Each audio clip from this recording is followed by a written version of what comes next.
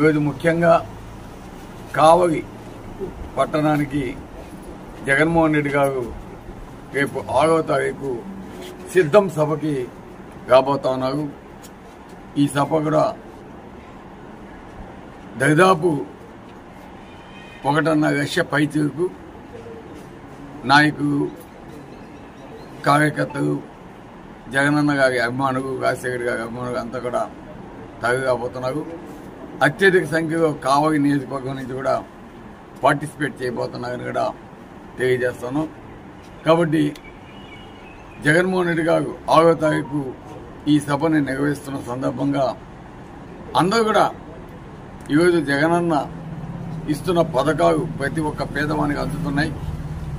ఆ విధంగా ఏ కుటుంబానికి అయితే మంచి జరిగిందో ఆ మంచి జరిగిన కుటుంబాలన్నీ కూడా ఈ సభకి ఇచ్చేసి జగనన్నని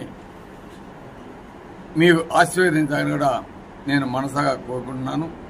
కాబట్టి ఈ సిద్ధం సభకి అంతా కూడా ఎక్కడ పట్టినా కూడా ముఖ్యంగా మా కేడర్ కావచ్చు, మా యువత కావచ్చు ఎంతో ఉత్సాహంగా ఎప్పుడెప్పుడు జగన్మోహన్ రెడ్డి గారు వస్తాగా కావాలి అని మేమంతా కూడా సిద్ధంగా ఉన్నాం.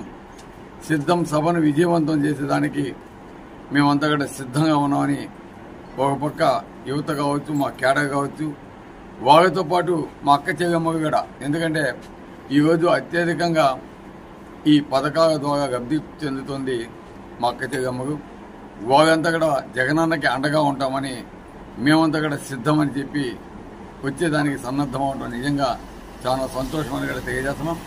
తప్పకుండా ఏ పార్టీ కూడా ఎక్కడెక్కడ ప్రజలకు ఇబ్బంది కాకుండా తగిన జాగ్రత్తలు తీసుకుంటా ఉన్నారు. మన బైపాస్ రోడ్లో సభాస్థలాన్ని నిర్ణయించడం జరిగింది.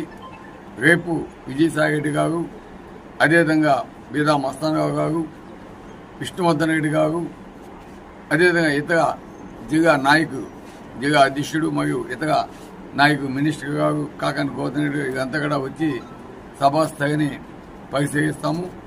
తప్పకుండా ఏర్పాట్లు ఎక్కడ కూడా ఇబ్బంది కాకుండా చేసేదానికి కూడా ప్రయత్నిస్తామని కూడా తెలియజేస్తున్నాం.